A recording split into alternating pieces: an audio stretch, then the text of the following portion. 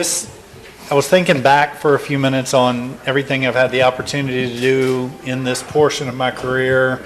I've gotten to sit up at tables with Tiger and on down the line, but right now I can honestly say that it's never been more of a treat to sit up here with someone than you.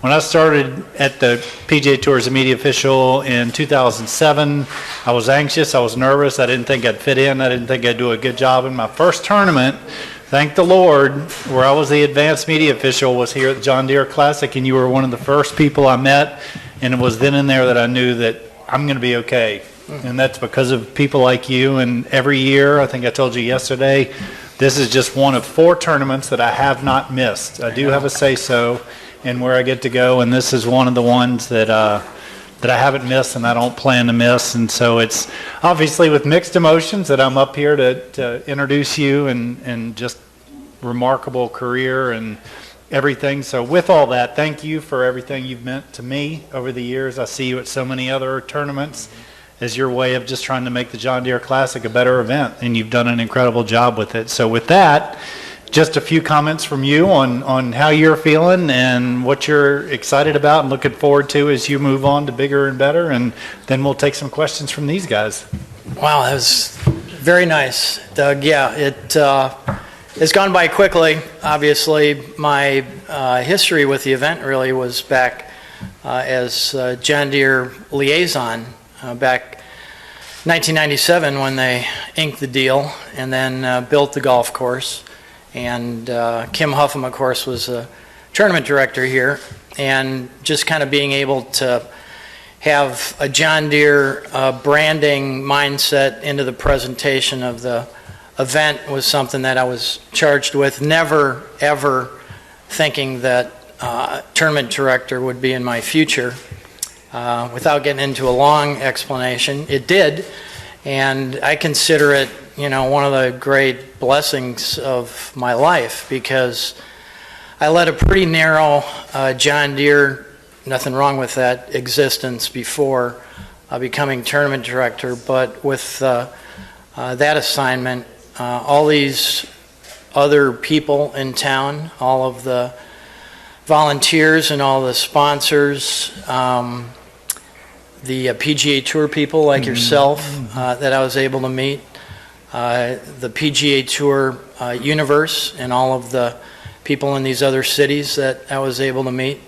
It's been so gratifying, and that's what really I remember and I'm thankful for more than anything. Just as you said, these relationships mean a lot, and there are so many of them, and I'm very thankful for that. Very well said. Well, with that, we'll love to take a few questions from anybody. We'll start George, and then we'll go over to Greg.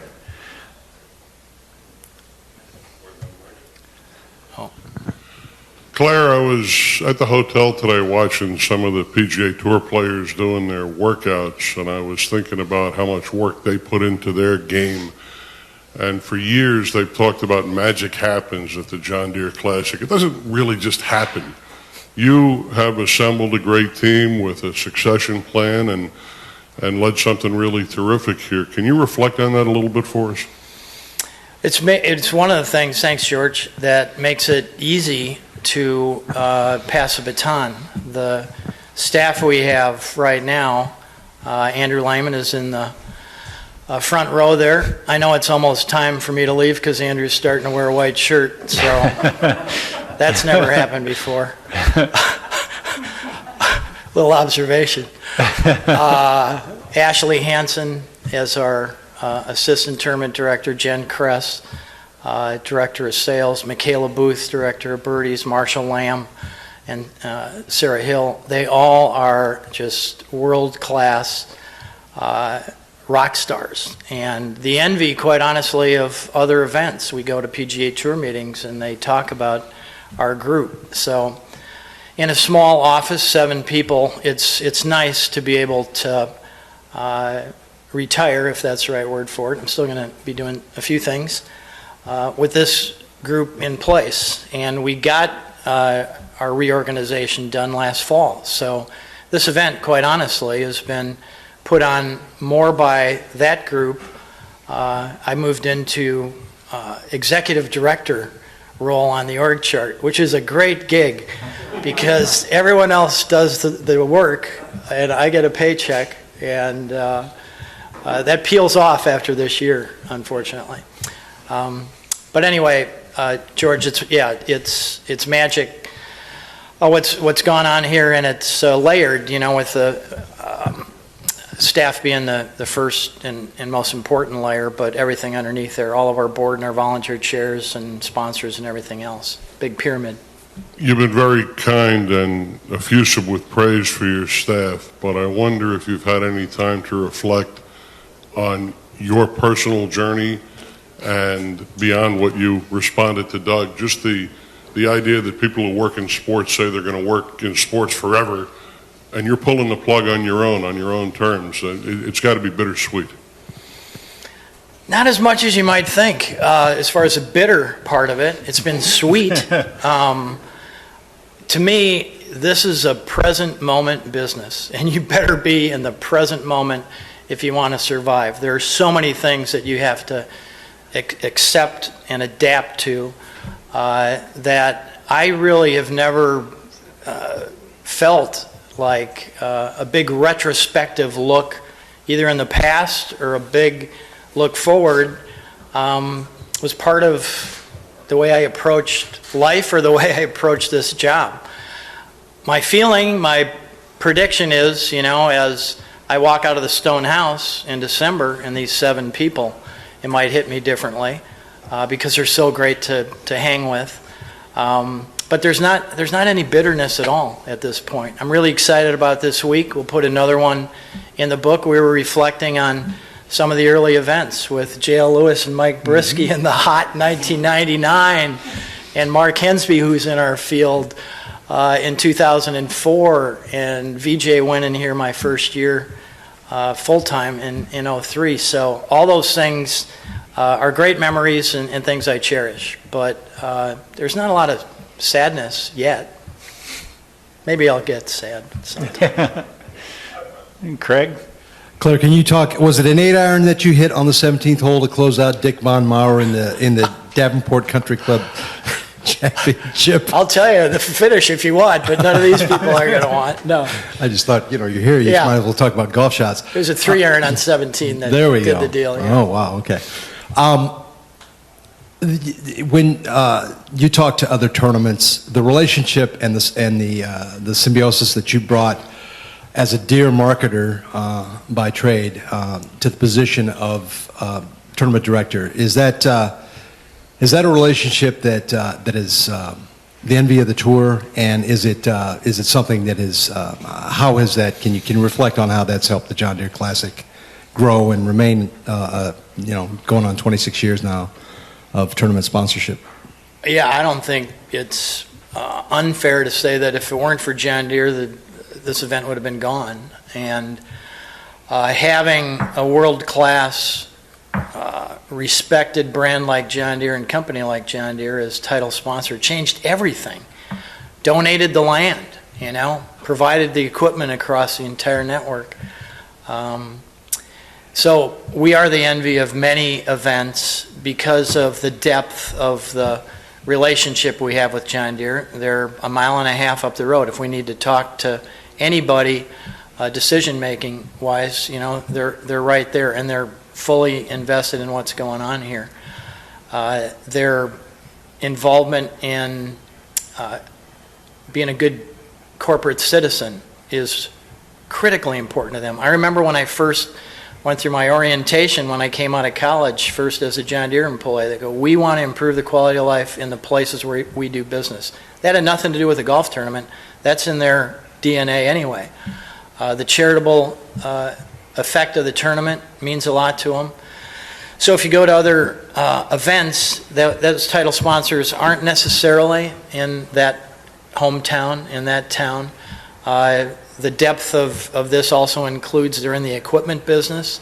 There's something really tangible to look and feel. People sit on the equipment and see the machines on display and go to the big dig on Tuesday or Wednesday night. So yes, I would say that they're other events that are envious that we have, but we never have taken that for granted, and we always want to make sure that they get their money's worth. Because if, they ever decide not to renew, it's going to be hard-pressed to find another title sponsor with that kind of strength. Well, we've talked in the past about your understanding of brand, your understanding of John Deere's culture, and the things that help John Deere leverage this tournament. Has anybody tried to copy that model on tour that you're aware of, to dip into a sponsor's marketing department and Everyone copied our T markers. I know that.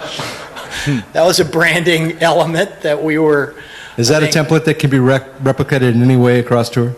That every company's got a different culture. The other thing about Deere's culture is they trust us and they allow us to do our thing. I know that there's some title sponsors that have a lot more influence and involvement in putting on the tournament and decisions that are being made than what Deere does. So to say that there are other events with title sponsors that are copying this is really probably not fair. They have their own way of presenting themselves and branding themselves. I mean, look at all the different things. How different is it to sell equipment than it is to sell mortgages or insurance or cars or something else? It's hard to compare one company to the next when they have products and different philosophies. There's always discussion. I don't mean to dominate the microphone. I don't see any hands up. There's always discussion about strength of field, and you spend a lot of time out recruiting. Talk about your relationship with players and the way that you've tried to manage the challenges of this date, and also how you go about understanding that you still see players that won't come, but they're still happy to see you. How do you manage that? Well, we've always had our challenges with the date. I like to say we hit for the cycle. We've been opposite the British Open, we've been opposite the Olympics, we've been opposite the Ryder Cup, and we've been opposite the President's Cup. So our history is not always to have, the top 10 players in the world here. That said, we've always succeeded. It's a big deal in the community. Our title sponsor succeeds by leveraging these relationship opportunities. They're going to have 600 people in this week, and they quantified a couple years ago that they sold $130 million worth of ag equipment just in guys that have played in the Pro-Am the last 10 years. So that's a success. The charity, $145 million, basically since John Deere became title sponsor. That's a success. So to me, you can't judge the success of the tournament just by the strength of the field.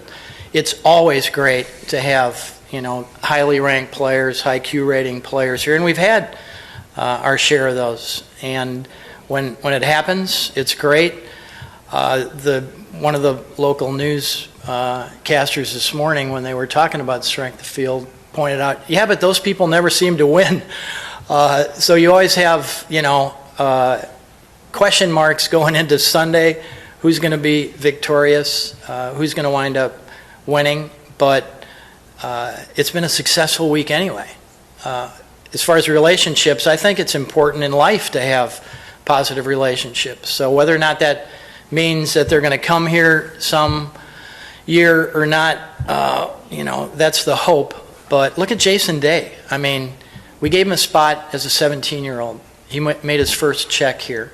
I think that was 2005 or 6. And he came back, I think, 5 times. And then, becomes number 1 in the world. And it's tough once you're getting in all the majors and the World Golf Championships. You can play all over the world. It's tough to build a schedule and include our event, which is a week before the British up until this year. But here he is this year to come back and, recognize that we gave him a spot. It's exciting to have him here. And that's the value of the relationships, I think. There's not an expiration date on them. Webb Simpson, same deal. We gave him a spot, won the U.S. Open, had a tough time coming back, but he's coming back this year. I saw him at Valspar, and he goes, I'm coming back to thank you for the sponsor exemption. So that's a really long answer. Sorry about that. Well, he took like two of my questions in the answer. But Who are you? I'm Matt Randazzo. Okay. We've met Yeah. like twice. Well, you talked about Deere and the relationship with Deere. I found from 2003 you and Kim being interviewed by Jim Mertens as they were passing the torch, if you will, and they asked you about the future, and you talked about, not a direct quote, but about the community, and there's ways to tap into the community that we haven't done yet. You look now 20 years later and how involved the community is. We talked about Deere itself, but the other organizations, the other charities, the other companies in the Quad Cities. How proud are you of that? And is that something that you kind of set out 20 years ago with that thought process in mind? Did you achieve what you may have thought of in 2003? Number one, I don't remember saying that. It was really good. But I think we have, become stronger. The experience of being a hospitality sponsor or something is first class. Not that it wasn't 20 years ago, but we've continued to improve with the build and the experience that anybody has out here. We have all of our hospitality sold out this year, which is exciting.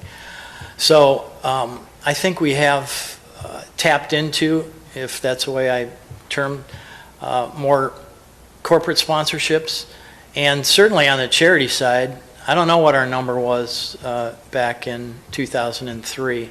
But last year, we partnered with 470 different organizations and delivered $12.5 million to them, including an 8% bonus check, which didn't exist 20 years ago. We never had the bonus program back then. So, yeah, I'm really happy with where we are today, and I know that it's going to get better over time, too. We've tried to ask you your favorite moment, and you very, very creatively said a favorite spot. Mm-hmm. So you don't have to pinpoint you to one. So I'm going to try it from a different angle. If you could golf around a golf in a foursome, yourself and three other guys that's played in the John Deere Classic under your tenure, who would you choose to go golf with? Jeez. Right? Who've played in the John Deere Classic? Yeah. Well, that's pretty easy, really. I mean, the I ones gave that you the three. ones that you would think about, and they're all really great guys. And you're restricting me to three, so everyone that doesn't fall on caddy, the so, list, it would be Zach, my first exemption ever. It would be Strick, three-time champion, unbelievable.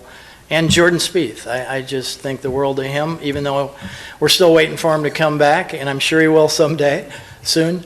They're guys that you would love hanging with anyway. So I won't ask you which Who media. did I leave I won't ask which media guys you want to golf with. So I couldn't Craig, come up with three. Sorry. TC. There you go. Anybody? Craig? TJ. This is a lot longer than I thought it was going to be, by the way. You're doing great. You think so? You do. Wait till the You're not transcripts used to come being out. on this. You're not used to being on this side of the table. Yeah, you're used to dealing with all this anyway. Yeah. So, hey, part of your legacy, I guess we can say, is tied to your sponsor exemptions. Mm-hmm. You've done a tremendous job in the last 20 years of pinpointing the youngsters, the guys that you want to build those relationships with.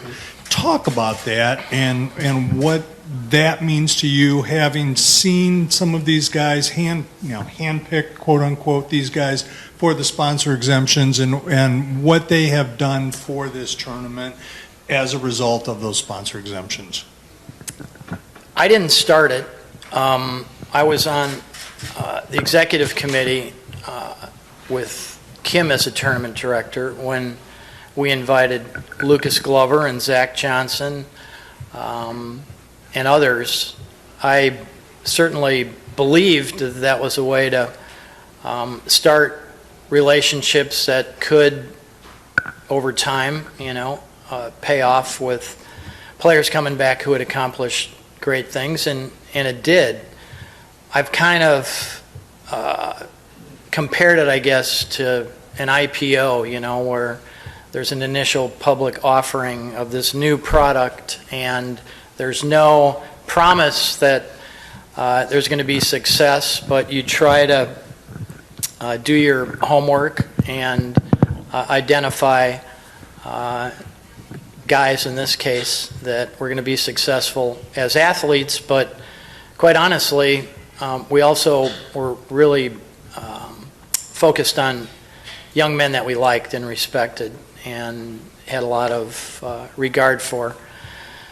And there's some that were more highly ranked out of college that we didn't give spots to just because we didn't think they checked all the boxes. Now, when they succeed, that's great.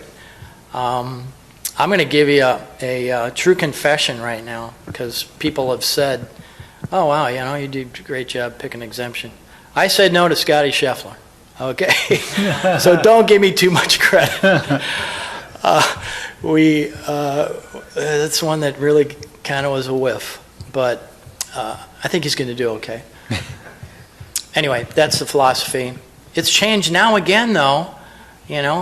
Pearson Cootie out of college gets a chance on the Korn Ferry Tour through PGA Tour University. Top 5 guys go and get their professional starts, and he's already a winner.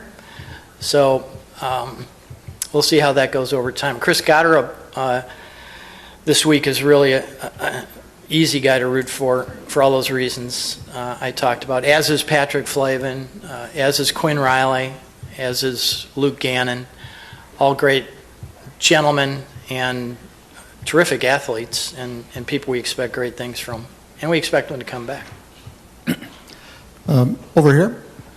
Claire, thanks for everything that you've done for me over the years. I wanted to ask you how you feel about this LIV golf thing, if you perceive it as a threat to your tournament and to the PGA Tour in general. Well, I don't think there's any doubt that it's a threat to the PGA Tour. It's, disruptive for sure. As far as the John Deere Classic, and that's all we have control over, that's all we can, make decisions about. In my opinion, it's a totally different product, and it's a totally different experience for a fan. We talked about all those ways that this succeeds locally. It succeeds for our title sponsor, who develops relationships and has a brand presence in 200-plus countries. It means a lot to the community, $50 million economic benefit.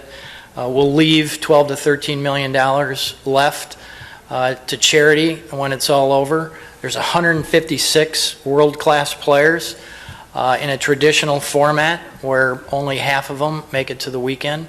So it's a totally different product than what the Live Golf product is. They'll leave Portland and not be doing all the kinds of things that we're doing here, nearly as positive. So it's changing by the day. Obviously, it's changing by the week, but we're focused on things we have control over here, and we're looking forward to having a big impact this week. George? Nope. Oh, TJ again, sorry. Hey, Claire, a lot of players have not been shy to say you are the best tournament director on tour. What does that mean to you when you hear words like that? Well, it's a terrific compliment. I don't know that you can quantify something like that and say someone's 1, 2, 3, whatever. It means a lot, and I'm appreciative. You could argue that there's better ones out there. But I think what I'm really proud of is I've tried to represent John Deere, and I've tried to represent the Quad Cities. So maybe that's what they're responding to. George. Claire, we came here hoping you'd take some credit today, but that would be diametrically opposed to the way you carry yourself. I must ask you, when I went to the PGA of America on demo day, they had a John Deere excavator hooked up to a putter. Every time you come to this tournament each year, people are wondering what the staff is going to come up with to make things differently, aesthetically pleasing, experientially. I read in a recent Business Journal report where your successor, Andrew, said, we have no shortage of ideas. We can't implement every one of them, but we sure make an effort to make it better each year. What does that legacy mean to you? It's the only way you're successful is to, improve your product. It's, basic business best practice. And it's quite honestly as much or more involved with the people at John Deere, understanding the value of this, tournament, getting their money's worth, getting their best value, and coming up with these ideas. We try to accommodate and we try to implement, but they are at the forefront of this right now, which is really exciting. That 20 years ago they weren't necessarily as aware, I don't think, of the power of a PGA Tour event and the reach of a PGA Tour event. When you see that excavator with the driver head and know that it's being seen in 226 countries, it's pretty powerful.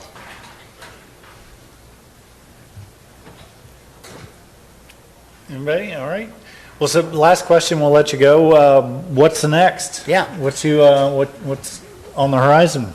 Well, Andrew's left now, but he's promised me that I'm going to be able to be a player liaison. So some of those relationships that I've developed, I can keep going, as well as learning the new wave of PGA Tour players, and more specifically, the Monday Pro-Am, where we're always looking to get 28 guys to play. I'm going to be kind of in charge of that. So Good. So you'll still be around. I will. Yeah, that's why I can't be too sad about it. Fantastic. Well, thank you for everything you've done on behalf of everyone here and all those that can't be here. No one better. Thanks, Doug. Thank you. Appreciate it.